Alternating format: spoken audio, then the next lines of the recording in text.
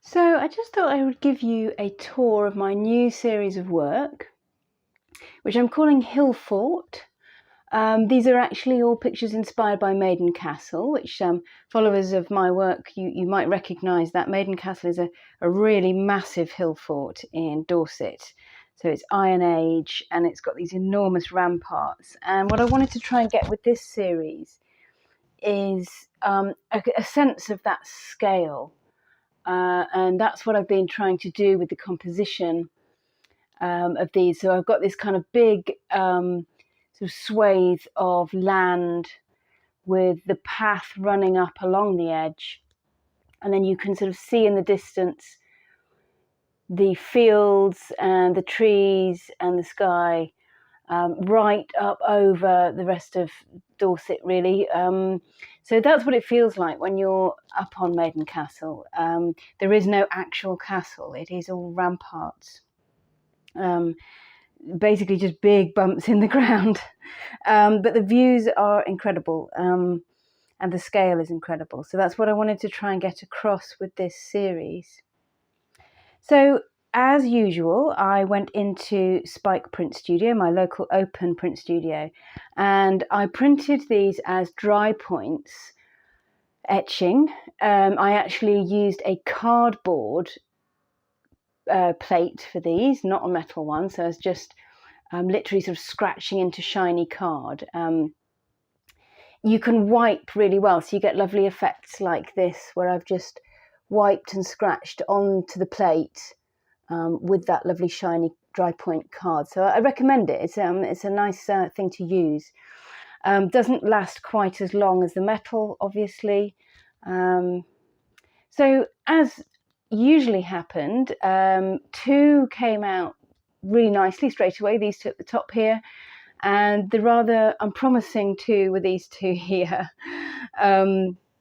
So I've worked on all of them, these bottom two more than the top two.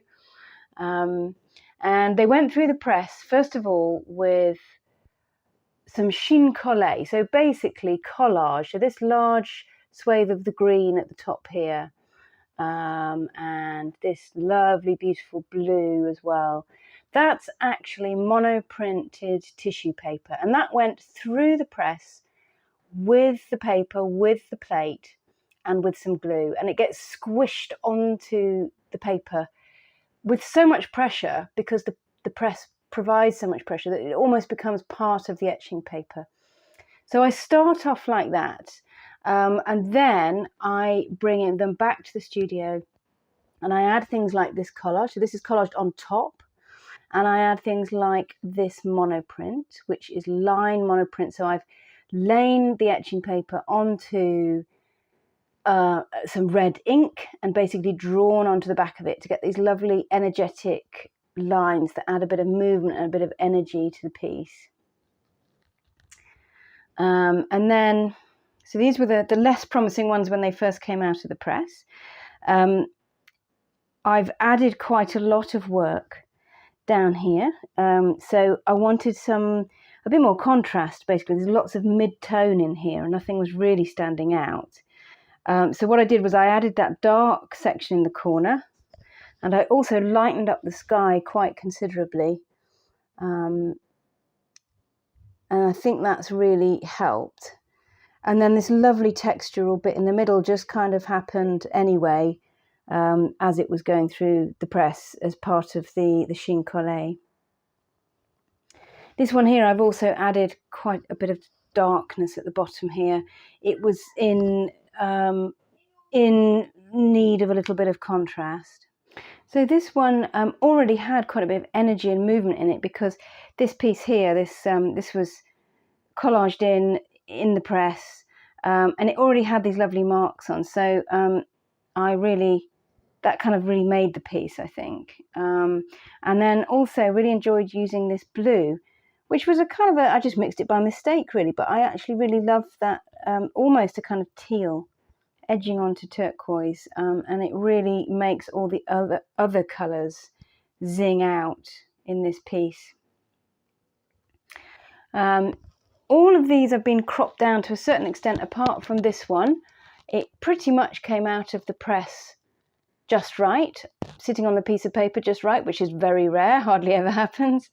And then I've added this yellow collage down here, the purple collage, and just this rather delicate red line as well, as a sort of line monoprint, again just drawing onto the back of the piece. So I hope you get a feel for what I do from looking at these. So these have all started off essentially as the same print, and then they've come to really be quite different. So they have a family resemblance, they have the same DNA, but they are all really quite different by the time they've been worked on. So really they end up as 4 completely unique pieces. And they are available in my shop right now. So you can just go along to my website, ruthander.co.uk, click on available work, and you will see them there if you like the look of them.